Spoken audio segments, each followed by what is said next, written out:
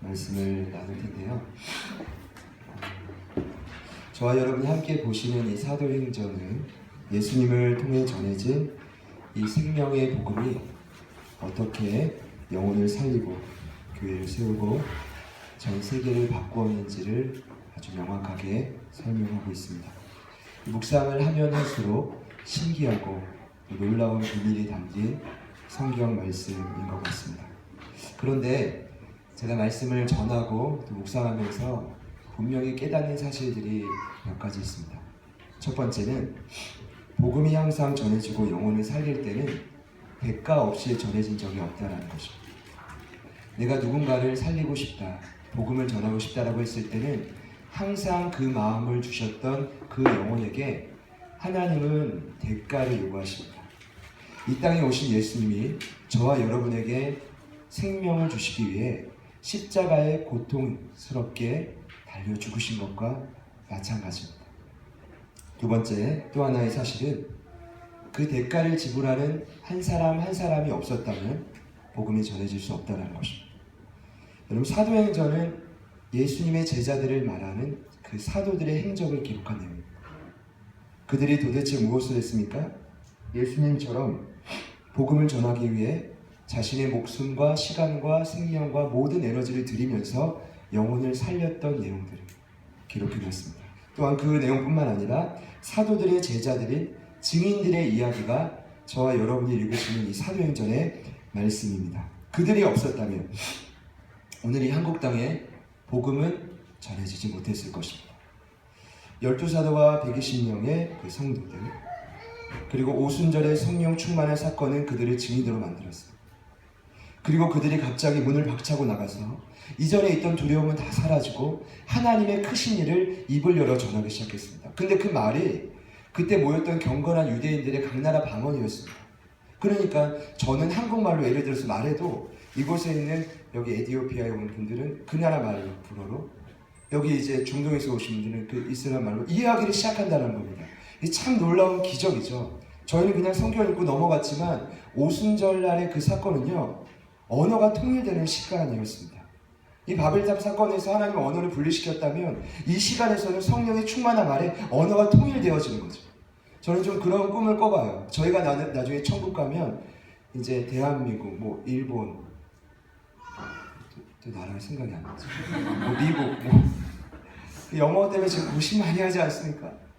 영어 안 써도 돼요. 그냥 저희는 편하게 말하면 돼요. 그러면 중간에서 천사들이 통역해 주는 게 아니라 제가 생각할 때는 이 오순절의 성령 충만 사건처럼 그냥 말이 서로가 막 이해가 되는 거죠.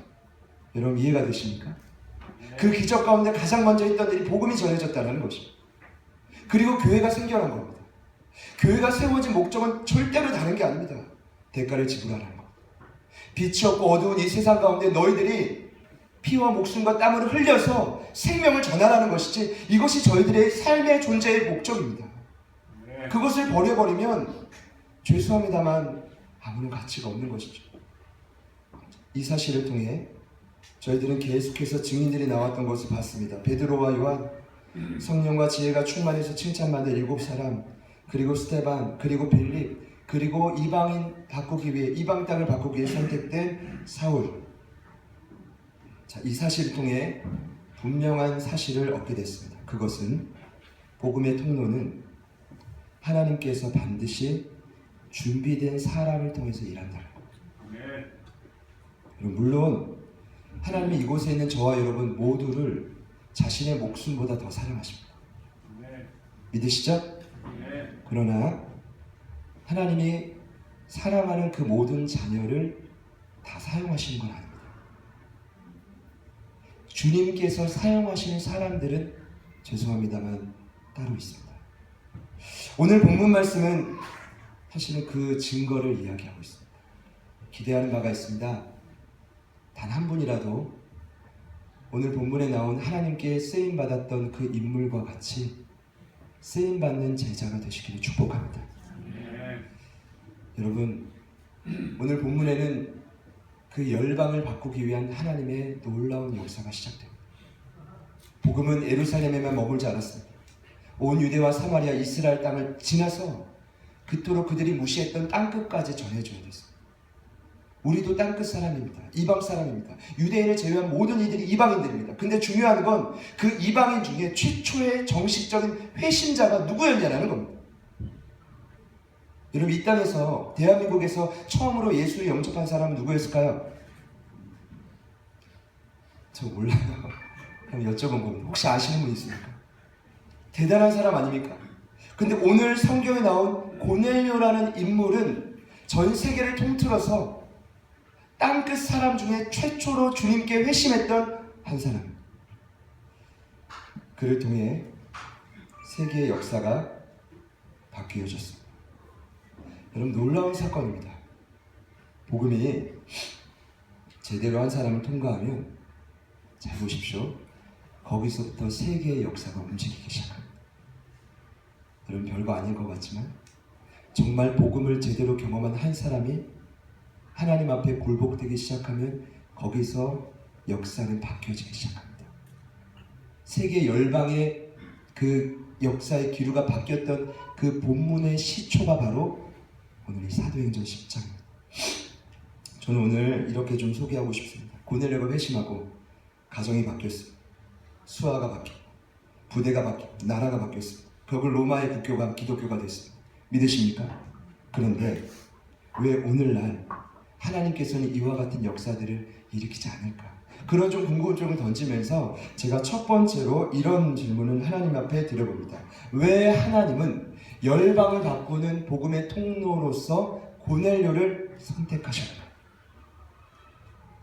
왜 하나님은 고넬료를 주목하셨나요? 모두를 사랑하지만 왜 고넬료라는, 그것도 유대인이 아닌 이방인의 로마인의 군대의 백부장을 선택하십니까? 뜬금없는 거 아닙니까? 하나님께서 제자들께서 제자를 찾지 않고 저기 북녘 땅에서 목숨 걸고 신앙하는 한 경건한 사람을 선택해서 세계를 바꿔가겠다는 겁니다. 뭐 이런 이유입니다. 여러분, 이해가 되시나요? 속상하시더라도 오늘 말씀을 통해 하나님께서 왜 고넬료를 선택하셨는지를 저희가 눈여겨보기를 소망합니다. 오늘 말씀 우리 한 번 더 같이 읽어봅시다. 2절입니다. 시작.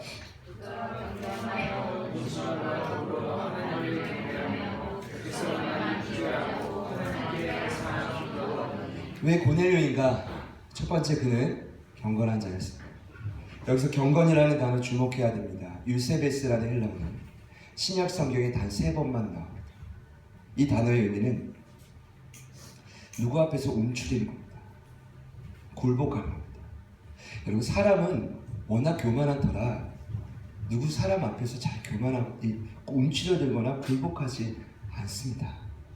여러분, 교회만 오시면 굉장히 차분해지시고 침묵을 지키시지만 저는 이 문을 나가면 여러분들의, 죄송합니다, 삶의 본성이 다시금 나올 거라는 기대가 있습니다. 왠지 아십니까? 경건하다라는 건 누구 앞에서 누구를 경외하고 두려워한다라는 건 참으로 쉬운 신앙의 모습이 아닙니다. 그런데 무려 신약 성경에 쓰였던 3번의 이 단어 중에 2번이 오늘 10장 말씀에만 기록되어 있습니다. 그는 이방인이었습니다. 로마인이었지만 하나님을 진심으로 두려워하는 자였습니다. 한마디로 이 유세베스라는 단어는 신앙심이 매우 견고하고 깊다라는 단어로 쓰였습니다.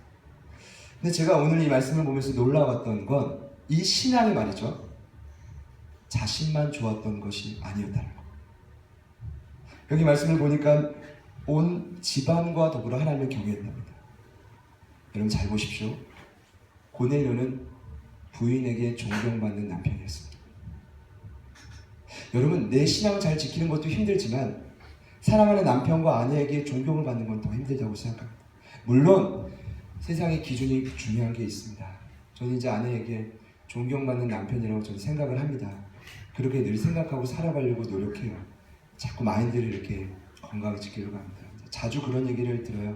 당신은 너무 괜찮다. 당신 정말 훌륭하다. 외모도 괜찮고 성품도 좋고 얼마나 많이 칭찬해 주는 모릅니다. 그런데 한 가지 아쉬운 게 있다. 돈을 못 벌어다 줘. 돈만 많이 벌어다 주면 완벽한데. 저는 이해를 합니다. 왜냐하면 세상에 좋은 남편의 기준은 뭡니까? 따박따박 기대한 것 이상으로 많은 돈을 벌어다 줘야 돼요. 근데 여러분, 그거 아십니까?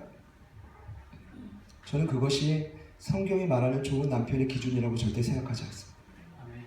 그래서 돈을 벌지 말자는 얘기도 절대로 아닙니다. 중요한 것은 하나님 앞에 고넬료는 남편으로서 먼저 그 신앙을 지키는 모습을 본이 됐다는 것입니다. 여러분, 부인이요 어떤 사람입니까? 남편의 사생활 다 아는 사람 아닙니까? 부인이 그 남편을 존경한다는 건 어떤 말입니까? 끝난 거예요. 이미 그 신앙의 족도가 그 가정에서는 흔들리지 않는다는 것입니다. 고넬료는 그런 경건한 자였습니다. 더 놀라운 건 온 집안에는 부인만 포함되지 않습니다. 그 안에 누가 포함돼요? 자녀들이 포함돼요. 자녀들이 그 아버지를 보았습니다. 그 신앙의 본을 보고 따라하기 시작했습니다. 여러분 잘 보시죠. 오늘은 이 고넬료의 삶을 통해서 그가 어떻게 준비됐는지, 하나님이 왜 주목했는지를 보고 있습니다. 그런데 그의 부인과 그의 자녀들 뿐만 아니라 오늘 성경을 보니 하인과 부하들 역시 그를 존경합니다. 대단한 겁니다. 그의 하인들과 식속들은 돈을 받고 일하는 종입니다. 그런데 그 종으로서 주인을 존경한다는 말은 정말 그 신앙이 진짜다라는 것입니다. 사랑하는 여러분, 우리 안에 이 경건함이 회복되기를 소망합니다. 두 번째로 고넬료는 백성을 구제했다라고 되어 있습니다. 로마의 백부장, 여러분 100명이 수하를 거느린 사람입니다. 로마의 군대는 당시에 600명이 한 연대를 이뤘다라고 돼요. 그럼 한 연대 안에 몇 명의 군사가 있죠? 백부장이 6명이 있죠. 그렇게 다스리는 겁니다. 근데 제가 찾아보니까 당시에 그 백부장은 돈을 많이 버는 사람이 아니었습니다.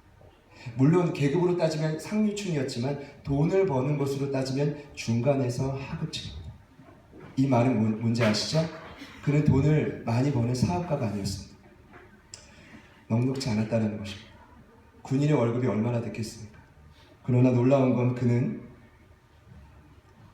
자신의 가정을 돌보기도 빠듯했을 겁니다. 자녀들을 교육시키는 것만으로도 빠듯했을 겁니다. 그러나 지속적으로 어려운 백성들을 구제하기 시작합니다. 어찌 이것이 가능했을까? 저는 생각을 해보면서 더 놀라운 것은 오늘 성경이 그의 구제가 그냥 구제했던 것이 아니라 많이 구제했다라고 나옵니다. 기적과 같은 일. 그는 식민지에 이스라엘 백성들을 착취하는 대상으로 다스리던 자였습니다. 그러나 그는 그들을 착취하지 않고 도리어 하나님을 경외하는 마음으로 그들을 많이 구제했다는 것. 세 번째로 그는 항상 기도하는 자였다라고 성경은 말합니다. 여기 항상이라는 단어에 좀 주목해 봐야 됩니다. 이 디아판토스라는 말은 모든 것을 통한다라는 말입니다. 쉽게 말씀드리면 삶의 모든 일상 속에서 그는 기도하는 자였습니다. 뭐 이런 거죠. 하나님, 제가 오늘 이 짜투리 시간에 누구를 만나야 됩니까? 하나님, 제가 이 사람을 만나서 어떤 말을 해야 됩니까? 무엇을 먹을까요? 모든 순간의 결정을 주님께 맡기는 자가 바로 누구였습니까? 고넬료였습니다. 그의 삶 자체가 기도였다라고 볼 수도 있는데 오늘 본문을 보니까 제9시가 되어 그는 환상을 보았다라고 되어 있습니다.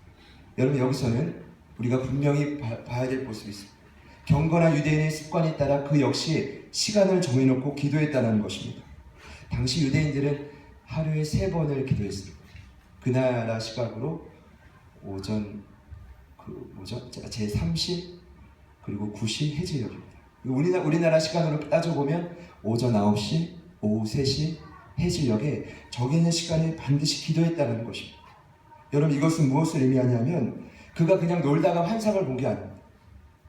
그냥 삶에서 바삐 지나다가 하나님의 환상을 본 게 아니라 기도하다가 하나님께서 주시는 계시를 발견했다는 것을 저희는 볼 수 있습니다. 사랑하는 여러분, 비록 그는 이방인이었지만 하나님을 경외하는 자로서 아주 경건한 삶을 살아갔던 인물이었습니다. 제가 보니까요, 이런 분들이 이제 만나보면 좀 특징이 있는 것 같아요. 경건하신 분들, 백성을 위해 많이 구제하시는 분들, 항상 기도하시는 분들. 어떨까요? 삶이 굉장히 겸손합니다. 그리고 굉장히 신중합니다. 경거망동하지 않아요. 그리고 그 말에, 행동에 힘과 신뢰가 있습니다. 이런 표현하죠. 신앙은 인격이랍니다. 이 말은 뭐냐 하면 그의 삶 자체가 메시지라는 것입니다. 이것만큼 위대한 소식이 없습니다. 여러분, 하나님께서 고넬료를 주목하시고 땅끝을 바꾸는 최초의 회심자로 정해놓은 이유가 바로 여기에 있습니다. 저는 하나님께서 고넬료를 주목하셨듯이 오늘 이 시간 이곳에 있는 저희들의 삶도 주목받기를 간절히 소망합니다. 여기서 알 수 있는 분명한 사실이 한 가지가 있습니다. 꼭 기억해 주십시오. 결단코 하나님은 사람을 외모로 취하시지 않는다는 것입니다. 그 사람의 중심을 보신다는 것입니다. 그 사람의 마음을 보신다는 겁니다. 그 중심과 마음이 하나님과 얼마나 깊이 연관이 돼서 하나님의 일들을 감당하고 있는지를 보시겠다는 것입니다. 저는 말씀을 쭉 보다가 10장 후반절에 베드로가 이 고넬료를 소개하는 구절을 봤습니다. 베드로가 입을 열어 말하되 내가 참으로 하나님은 사람의 외모를 보지 않으시고 각 나라 중 하나님을 경외하며 의를 행하는 사람을 다 받으시는 줄 깨달았다. 여러분, 착각하지 마십시오. 하나님은 오늘 이 땅을 살아가는 저희들의 겉모습에 흔들리시는 분이 아니십니다. 그분은 우리가 어디 출신인지보다, 어느 대학에서 어떤 학위를 가졌는지보다, 어느 지역의 아파트에 사는지보다, 그럼 어느 지역 아파트면 그 아파트가 몇 평이냐, 너의 생활 수준이 얼마큼이냐, 아니요! 이거엔 관심이 없습니다. 하나님께서 관심을 갖고 있는 분은 오늘 김경환이라는 한 사람이 하나님 앞에서 얼마나 두려워하고 경건한 삶으로 살아가고 있는가, 그 경건함이 가정과 함께하는 모든 이들에게 생명을 끼치고 있는가, 백성을 많이 구제하고 있는가, 항상 하나님 앞에서 자신의 뜻을 굴복하고 하나님의 뜻을 구하며 기도하고 있는가. 오늘 14절 말씀을 보니 환상 중에 천사가 이르되 내 기도와 구제가 하나님 앞에 상달되어 기억하신 바가 되었다라고. 네, 같이 한번 따라합시다. 하나님 앞에 상달되어 기억하신 바가 되었다. 여러분, 어떤 의미입니까? 이 상달이라는 말은 목표를 정해놓고 그 목표를 향해 조금씩 올라가다는 의미입니다. 쉽게 말씀드리면 그 고넬료의 그 구제와 기도가 하나님 앞에 어떻게 된 거예요? 목표점에 다다랐다는 것입니다. 하나님께서는 구제와 기도를 너무 기뻐하시는 걸 알지만 오늘 이 말씀을 통해 분명히 알 수 있는 사실이 있습니다. 그것은 무엇이냐면 저와 여러분의 기도와 구제는 반드시 하나님께서 잊지 않으신다는 것입니다. 그리고 지금 어딘가에서 보이지 않지만 차곡차곡 쌓여서 결정적인 순간, 그 목표에 다다랐던 그 순간 하나님 그 시간을 기억하시고 우리에게 찾아오신다는 것입니다. 사랑하는 여러분, 당장 열매가 보이지 않아도 지속적으로 하나님 앞에 구제하시기를 축복합니다. 나보다 남보다 어려운 일들을 보이지 않게 지금처럼 계속 도와주시기를 축복합니다. 그리고 여러분, 기도하시죠. 기도하시면 반드시 그것은 쌓여서 목표점에 다다랐던 그 순간 하나님은 그것을 기억하시고 우리에게 찾아오십니다. 오늘 고넬료에게 있었던 환상 중에 밝기 봄에 이것이 바로 하나님께서 고넬료를 주목하시고 찾아오셨던, 보여주셨던 현상입니다. 무엇입니까? 갑자기 기도하는데 이 앞에 뭔가 보이기 시작하는 거예요. 여러분, 이런 환상 경험해 보셨습니까? 저는 경험해 봤습니다. 자주는 아닙니다. 기도할 때마다 환상을 본다면 얼마나 좋겠습니까? 제가 몇 번, 죄송해요, 자꾸만 최신 것으로 이렇게 간증을 해야 되는데 이것만 하면 제가 그 시간에 기억이 나요. 이 새벽에 이제 기도하고 이제 장로님께서 돌아가시고 제가 이 앞에서 기도를 하는데 말이죠. 그때는 예전에 있던 의자였습니다. 근데 기도를 하는데 갑자기 기도하는 가운데 제 앞에 그림이 그려지기 시작합니다. 소위 말하는 환상이죠. 근데 이 환상이 보여지는데 어떻게 보여지냐면 그냥 뭔가 이 앞에서 자꾸만 모습들이 보여져요. 펼쳐져요. 근데 펼쳐지는데 어떻게 펼쳐지냐 하면 가만히 있었는데 점차 화나기 시작합니다. 근데 갑자기 그곳에 이 장소가 아닌 다른 장소에서 저희가 함께 예배를 드리고 있고, 아주 인상 깊었던 장면은 이 앞줄에서부터 꼬맹이들이, 어린아이들이 그 앞에서 딱 무릎을 꿇고 기도하고 찬양을 부르는데 그 모습이 얼마나 아름다웠는지. 그러면서 자꾸만 문으로는 모르는 사람들이 자꾸만 들어오는 겁니다. 굉장히 어색했죠. 모르시는 분들이. 근데 어색한 저의 마음을 위로해 주기 위해 한 분이 안내를 쓰고 있었어요. 성진 집사님이 아니라 우리 태권 집사님이 아니라 누구셨냐면 중국에 계신 최영진 선교사님이었어요. 그분이 저에게 딱 한마디를 건넸어요. 축하드립니다. 목사님 수고하셨어요. 그리고 나서 계속 영혼들이 들어오시고 그리고 깼어요. 여러분 어떤 사이니까요? 하나님께서 뭔가 저희들의 기도와 구제를 기억하시고 영혼들을 보내시겠다는 사인이 아닐까요? 아멘. 기분이 나쁘신 건 아니시죠? 여러분 환상 중에 보이는 계시는 무엇입니까? 오늘 여기 나오는 밝히 보면은 무엇입니까? 사실 하나님께서는 계시를 하시는 데 있어서 우리에게 어렵게 말씀하시지 않습니다. 아주 쉽고 명확하고 분명하게 말씀하십니다. 성경이 그 증거입니다. 여기 이 성경에 저희가 모르는 단어 없습니다. 다 한글입니다. 라틴어도 아니고 히브리 말도 아닙니다. 이 말은 뭐냐면 이미 우리가 이해할 수 있는 단어로 하나님께서는 다 말씀하신다는 겁니다. 그러나 중요한 건 우리의 눈에 그것이 까맣게 어둡게 가려져 있습니다. 고넬료에게도 마찬가지였습니다. 이방인으로서 기도하고 구제하고 하나님 앞에 경건했지만 그 기도와 구제가 하나님 앞에 상달되는 그 시간까지 하나님은 그에게 계시를 보여주지 않았습니다. 그러나 오늘 그 때가 되자 하나님은 어둠을 가리시고 환한 빛으로 그에게 계시를 밝히 보여주셨습니다. 소망하는 바가 있습니다. 이곳에 있는 저희들 모두에게 하나님께서 고넬료에게 있었던 역사처럼 하나님의 환상 중에 계시가 보여주기를 축복합니다. 여러분 그게 보여져야 합니다. 그 은혜가 없다면 인간의 힘과 계획과 생각으로는 한 걸음도 나갈 수가 없어요. 여러분 이게 그렇더라고요. 제가 지난 금요일 날도 그렇게 여러분 나라와 또 저희가 함께 아이들의 교육관과 장소를 위해서 그런 말씀 드렸습니다. 다음번 정교인 금식 기도회 주간에는 저희가 장소를 위해 기도할 것이라 믿으시죠? 그런데 여러분 결론을 얻었습니다. 아무리 고민해도 방법이 나오지 않는다는 것입니다. 하지만 저는 하나님께서 언젠가는 환상 중에 하나님의 계시의 방법으로 일하실 것을 기대합니다. 저는 오늘 이 말씀을 보면서 하나님께서 어떻게 구체적으로 환상을 보여주시고 고넬료에게 역사하셨는지를 마지막으로 나누고 싶습니다. 우리 4절부터 6절까지 이 말씀 한 번 더 읽어보겠습니다. 시작.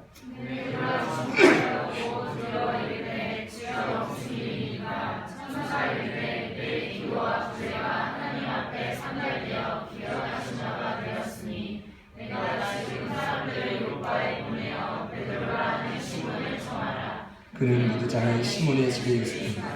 그 집은 해변에 있다. 아멘. 저는 이렇게 말씀드리고 싶습니다. 하나님의 일하심은 언제나 분명하고 세밀하십니다. 분명하다라는 증거가 오늘 말씀에 나왔습니다. 지금 여러분이 4절부터 6절까지 읽으셨는데 이해하지 못하시는 단어 혹시 있으십니까? 사람들, 욥바, 베드로라는 시몬을 청해서 무두장의 시몬의 집에 그들은 해변 근처에 있다. 여기서 이해 안 되시는 말씀 혹시 있으십니까? 없으실 겁니다. 제가 드리고 싶은 말씀은 하나님이 저희들에게 사인을 주실 때는 아주 분명하고 명확하다는 것입니다. 간단해요. 수하에 있는 사람들을 욥바로 보내서 베드로는 사람에게 청해라. 근데 그가 지금 어디에 있어요? 무두장의 시몬의 집에 있는데 그 집이 어디에 있대요? 해변 근처에 있대요. 여러분 얼마나 명확합니까? 어려우십니까? 저는 하나님께서 저희들에게 이해할 수 있는 분명한 음성으로 지금도 말씀하고 계시다라고 확신합니다. 매우 쉽고 명확한 의미로 지속적으로 우리가 이해하지 못하면 계속해서 말씀하고 있다고 저는 확신합니다. 여러분 이것이 하나님께서 우리들에게 말씀하시는 방법입니다. 그런데 더 놀라운 건 그 음성을 들어보면 분명하고 명확하고 쉬울 뿐만 아니라 세밀하다라는 겁니다. 이 세밀하다라는 것은 무엇이냐면 동시다발적으로 하나님의 일하심은 움직인다라는 것입니다. 무엇입니까? 지금 하나님께서는 한편에서 고넬료에게 환상 가운데 나타나서 말씀하십니다. 그러나 오늘 말씀을 보니 또 다른 곳에서 누구에게 일하고 있습니까? 베드로입니다. 하나님은 분명한 하나님의 사인을 한 사람에게만 주시는 게 아니라 동시다발적으로 일하시는 분이십니다. 제가 예를 들어서 그래도 그런 말씀 드렸지만 기도하다 보니까 너무 이 세상에 대한민국의 센터의 중심인 강남으로 교회를 옮겨야 되겠다는 확신이 주셨어요. 전체가 다. 너무 기뻤어요. 그래서 제가 이것을 저희 대표이신 집사님이랑 이렇게 나눴는데 집사님은 전혀 그런 감동이 없는 거예요. 그럼 이건 무엇입니까? 하나님의 사인이 아닙니다. 여러분 이해가 되시나요? 저에게도 분명한 하나님의 사인이라면 이곳에 있는 하나님의 사람들인 여러분들에게도 동시에 동일한 사인을 주셔야 합니다. 이것이 하나님께서 일하셨던 방법 중에 하나입니다. 여러분 다메섹에서 예수님을 믿는 자들을 잡아 죽이려고 가던 그 사울이 주님을 만나고 삶의 주인이 바뀌었습니다. 이제 어떻게 살아가야 될지 고민하기 이전에 하나님은 동시에 누구를 준비시켰냐면 다메섹에 있는 아나니아라는 하나님의 사람을 준비시켰어요. 그리고 그 두 사람이 만날 때 세계의 역사는 바뀌어지기 시작했습니다. 여러분 빌립 집사님이 사마리아 성에 복음을 전하고 갑자기 성령의 이끌림을 받아서 어디로 갑니까? 광야로 갑니다. 참 재미나죠. 근데 광야는 왜 가요? 광야는 아무도 살지 않는 곳입니다. 근데 그 광야로 갔더니 누가 있었습니까? 에디오피아 내시가 있었습니다. 에디오피아 내시가 구약 성경을 보다가 이해 안 되는 이사야서 말씀을 보고 도사장에 끌려가는 사람이 누구냐 고민할 때 빌립 집사님이 그곳에 찾아가서 이는 예수를 가리킨다라고 설명해주고 복음을 전해요. 그리고 거리낌 없이 세례를 베풉니다. 하나님의 역사가 지금 저희들에게도 이와 같이 일어나게 되리라 저는 믿습니다. 지금 저희들은 이곳에서 기도하고 구제하고 하나님의 뜻을 품고 소망할 줄 모르겠지만 하나님은 보이지 않는 곳에서 지금도 일하시고 계신 분임을 믿어요. 아마 저에게 이제 기도 제목을 나누고 말씀하시는 분들이 이제 종종 계시다는 것을 압니다. 근데 저는 꼭 이렇게 기도합니다. 하나님, 한 분의 간절한 기도의 제목이 그분에게만 응답이 되는 게 아니라 정말 이것이 맞다면 저에게도 동일한 좀 사인을 주십시오. 저도 마찬가지입니다. 하나님이 정말 나에게 말씀하신 이 말씀이 맞다면 저뿐만 아니라 사랑하는 아내에게도 아니면 사랑하는 이 성도들에게도 동일한 좀 사인을 주십시오. 오늘 하나님께서 고넬료를 주목하시고 그에게 일하셨던 방법이 이와 같았다라는 것입니다. 한 주간 살아가시면서 죄송합니다만 저는 수많은 결정과 결단을 여러분들이 하셔야 될 위치에 놓여 있다고 생각됩니다. 저희가 부디 하나님 앞에서 겸손함으로 경고망동하지 않았으면 좋겠습니다. 하나님께서 여러분들에게도 주시는 확신이 있다면 아마 주변에 믿는 자들에게도 동일한 사인을 주실 것입니다. 여러분 믿으십니까? 그런데 오늘 놀라운 이 세계 역사를 바뀌는 회심의 역사는 거기서 끝나지 않았습니다. 우리 7절과 8절 말씀 우리 마지막으로 같이 한번 읽어보겠습니다. 시작.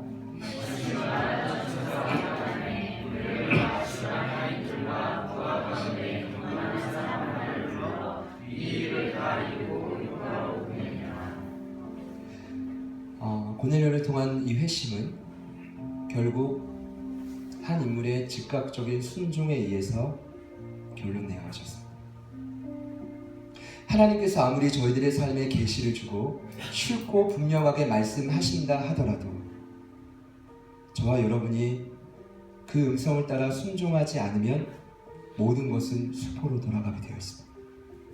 오늘 말씀을 보니까 천사가 떠남에 집안 하인들과 경건한 사람 하나를 불러서 자신이 봤던 환상과 그 소망을 다 설명하고 가르칩니다. 그리고 어떻게 해요? 즉시로 욥바의 베드로에게로 보냅니다. 그가 봤던 환상 그대로 즉각적인 순종의 모습을 보여줬던 것입니다. 저는 이제 고민이 좀 됐습니다. 왜 우리의 삶에는 좀처럼 이루어지지 않을까? 여러분 죄송합니다. 이렇게 단정지어서 죄송합니다. 그러나 제가 봤을 때는 오늘 이 고넬료와 같은 회심의 역사, 하나님의 놀라운 섭리가 우리의 삶에 나타나지 않는 가장 중요한 걸림돌은요, 계시가 없어서가 아닙니다. 넘치는 계시가 있습니다. 넘치는 주의 말씀이 있습니다. 너무나 분명하고 확고하고 나에게도 음성을 주셨는데 심지어 예를 들어서 우리 목사님에게도 음성을 주셨어. 이제는 뭐 하면 돼요? 순종하면 돼요. 근데 여러분, 그것이 어려워요. 그 말씀을 내 삶을 통해 살아내는 것이 어려워요. 그런데 고넬료는 가능했단 말입니다. 이방인이었는데도 불구하고. 이유는 무엇일까? 제가 찾았던 해답은요, 물론 그가 경건하고 항상 기도하고 구제하는 자였다. 저는 거기서 찾지 않았습니다. 여러분, 지금 이 사람의 직업이 무엇이었습니까? 뭐였습니까? 군인이었습니다. 백부장이었습니다. 여러분, 군인의 특징을 아십니까? 제가 GOP 출신으로서 군인의 특징을 명확하게 말씀드릴 수 있습니다. 아주 인상 깊었던 장면이 한 가지 있습니다. 제가 22사단 뇌종 부대 출신이었는데, 그 부대를 누가 나오셨냐면 고 노무현 대통령이 좀 이제 출신이세요. 참 저희가 입대하고 나서 큰 혜택을 입었죠. 당시 2년 2개월이 군생활이었는데 노무현 대통령이 이제 당선이 되시자마자 어떤 공약을 약속을 걸고 지키셨냐면 군생활 줄이겠다. 2년 2개월에서 2년으로. 제가 다행히 하나님의 은혜로 4주간의 혜택을 받았습니다. 저는 2년 1달 1주 복무하고 왔습니다. 이걸 말씀드리는 게 아니라 그 명령이 떨어지니까 차차차차 이게 떨어져요. 한 번은 제가 근무했던 건봉산 TOC에 노무현 대통령이 다녀가셨어요. 다녀가니까 어떤 일이 일어나는지 아십니까? 헬기장이 생겼습니다. 없던 헬기장. 없던 막사가 생겼습니다. 길이 없던 곳에 길이 생겼습니다. 왜 그럴까요? 국가의 원수가 다녀갔기 때문이고, 한 번 명령이 떨어지면 군인은 뭔지 아세요? 무조건 그 명령대로 순종하는 것이 그들의 사명입니다. 여러분, 이해되시나요? 전 여기서 해답을 찾았습니다. 그는 하나님을 잘 따라갈 수밖에 없는 삶의 습관이 몸에 밴 사람입니다. 뭔지 아십니까? 명령이 떨어지면 무조건 순종해야지. 10개면 1개를 제외하고 9개만 한 게 아니라 말씀 그대로 순종해야지. 이 마음이 누구에게 있었어요? 고넬료에게 있었습니다. 이것이 그 사람과 저희들의 차이점. 사도 바울은 사랑하는 제자였던 디모데에게 이렇게 부탁합니다. 너는 그리스도 예수의 좋은 군사로 나와 함께 고난을 받으라. 군사로 복무하는 자는 자기 생활에 얽매이는 자가 하나도 없습니다. 이는 군사로 모집한 자를 기쁘게 하려 함이라. 사랑하는 여러분, 오늘 이 말씀이 부담이 되실 수 있다는 생각이 듭니다. 그러나 저와 여러분들이 그토록 원하는 제자의 삶, 어떤 삶입니까? 오늘 고넬료의 모습을 통해 봤더니 철저히 자기를 부르신 자의 뜻대로 자기 생활에 얽매이지 않고 이것이 주님의 분명한 음성이라고 한다면 목숨을 걸고 순종하는 사람입니다. 그럴 때 기적이 일어나는 것입니다. 그럴 때 내 삶의 터닝포인트가 되고 하나님의 놀라운 세계를 바꾸는 움직임이 거기서 일어나는 것이지. 은혜 받았다. 하나님 말씀 좋아요. 때로는 하나님 음성이 따뜻합니다. 눈물 흘려요. 고백해요. 죄송합니다만 여러분, 거기까지는 하나님의 역사가 일어나지 않습니다. 오늘 저희들에게 성령께서 주시는 분명한 음성이 있기를 간절히 소망합니다. 여러분에게 한 주간 많은 음성이 있었을 것이라 여겨집니다. 나름대로 많이 말씀을 묵상하고 나름대로 계획을 하고 준비했을 것이라 생각이 듭니다. 그러나 가장 중요한 것은 여러분, 하나님께서 주신 분명한 음성이 확실하다면 그 음성에 절대적으로 순종하는 모습이 오늘 고넬료와 같이 저희들의 삶에도 있어지기를 소망합니다. 우리 옆에 있는 분들에게 이렇게 한번 약속하시며 축복할까요? 주님 앞에 고넬료와 같이 순종합시다. 우리 함께 찬양합시다. 따스한 성령님,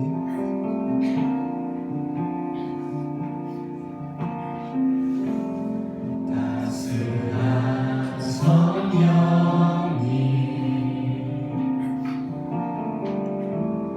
마음으로 보내 내 몸을 감싸며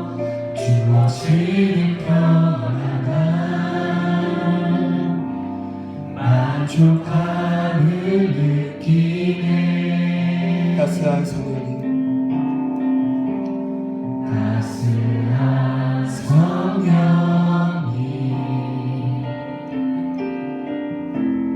마음으로 보내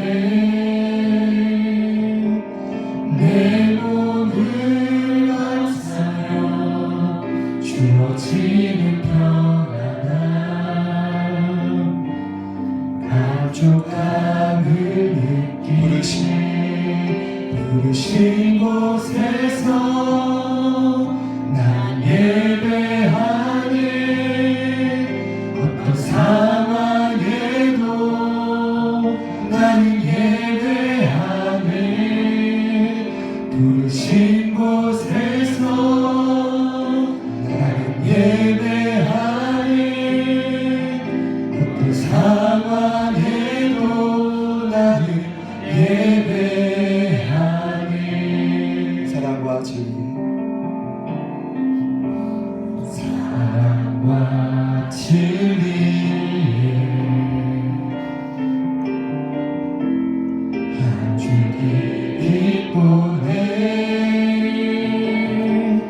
내 몸을 감싸며 주어지는 평안함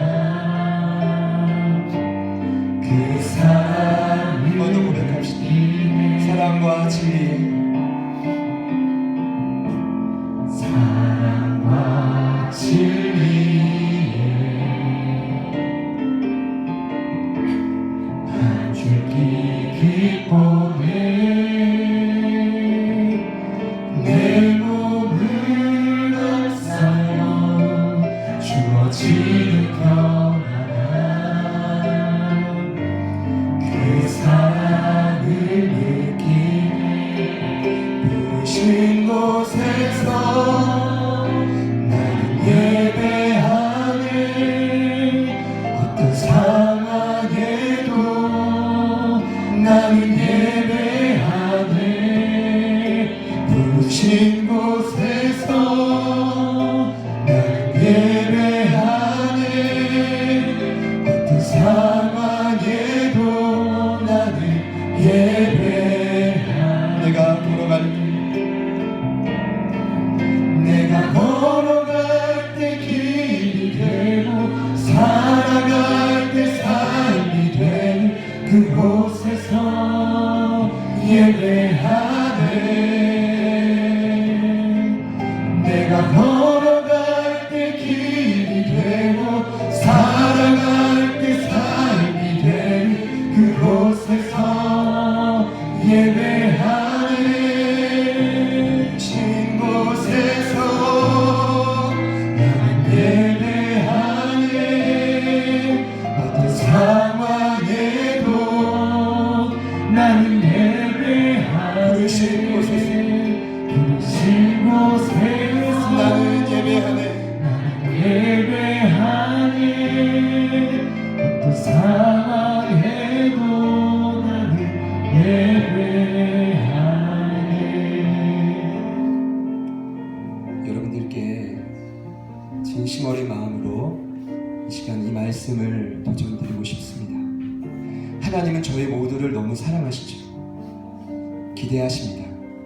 심지어 지금도 기다리십니다. 그러나 여러분, 이 시대가 악하다고 말하고 영혼들이 죽어간다라고 말하는데 하나님께서 왜 이 땅이 좀처럼 바뀌어지지 않을까? 왜 그 모습을 보며 아파하실까라는 고민해 보셨습니까? 가장 중요한 이유는 오늘 고넬료와 같이 하나님의 마음을 이해하고 하나님께 쓰임 받을 수 있는 사람이 주목받을 만한 성도가 이 땅에 없다라는 것입니다. 온 집안과 더불어 존경을 받으며 하나님을 두려워했던 경건한 자. 성경에서는 그에게 2번이나 이 영광스러운 표현을 씁니다. 심지어 아버지의 마음으로 자신의 삶이 빠듯하고 어렵고 힘이 들지만 어려운 이웃들을 위해 목숨처럼 여기며 그들을 위해 자신의 것을 나누며 구제했던 인물, 그리고 하나님 앞에 모든 결정권을 내려놓고 겸허한 마음으로 항상 기도했던 신앙의 모습. 여러분, 이 신앙을 가진 자가 이 참된 의인 한 사람이 예루살렘에는 없었다는 것입니다. 사마리아 성에 없었다는 것입니다. 하나님은 어디서 찾으셨습니까? 로마의 그 이방인 한 사람 고넬료였습니다. 하나님 앞에 저와 여러분의 신앙은 어떻습니까? 다시금 오늘 이 말씀을 붙들고 우리가 점검해 보기를 소망합니다. 하나님은 나를 주목하고 계신가? 하나님은 지금 나를 얼마든지 사용하실 수 있는 편한 통로인가? 얼마든지 아파하는 영혼에게 환상 가운데 말씀하시면 다가갈고 언제든지 목숨을 다해 열정을 다해 섬길 수 있는 준비는 되어 있는가? 비록 우리의 신앙의 정도가 다 다르더라도 오늘 이 말씀이 성령의 기준이라고 한다면 우리 시간 그 말씀을 붙들고 우리 다 같이 한번 기도하며 나아가기를 원합니다. 우리 다 함께 합심하여 기도합시다. 주님, 살아계신 하나님 아버지 감사합니다. 오늘 주님께서 말씀하시는 그 말씀 하나님 우리의 삶이 경건한지를 돌아봅니다. 진정 하나님 앞에 백성을 많이 보지 있는지를 돌아봅니다. 진정 하나님 앞에 항상 시간을 주고 모든 삶을 들여 기도했던 저희들을 돌아봅니다. 하나님 우리의 상처에 고상한 신령들을 위로해 주실 뿐만 아니라 하나님의 전에 하나님의 영전의 군성에 주님께서 원하시는 그 자리에 믿음으로 반응하는 것 따르며 나아가는 저희들이 되어지게 하여 주시옵소서. 하나님 말씀하소서. 저희들에게 깨닫게 하소서. 주님 분명한 음성 분명하고 명확한 하나님의 계시 앞에 너무나 보편적인 하나님의 쉽게 말씀하시는 음성 하나님 이제 우리가 순종하고 우리의 삶이 그렇게 준비되어질 수 있도록 도와주옵소서. 그만큼 하나님의 영적인 수준에 도달할 수 있게 하나님 저희들을 인도하시고 이끌어 주옵소서. 살아계신 하나님의 마음을 하나님이 말씀하시는 음성 앞에 믿음으로 만나게 도와주옵소서. 주님 역사하소서. 하나님이 하시기를 기도하고 저희들의 삶을 바꿔주시기를 소망하고 변화되는 역사가 있게 하여 주시옵소서. 하나님 아버지 도와주시고 만지시고 일하시고 역사하소서. 하나님 도와주옵소서.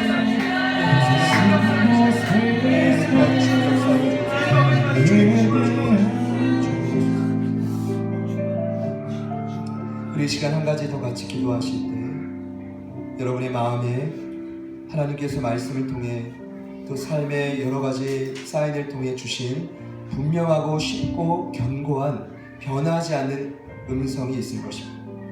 하나님의 뜻이 있을 것입니다.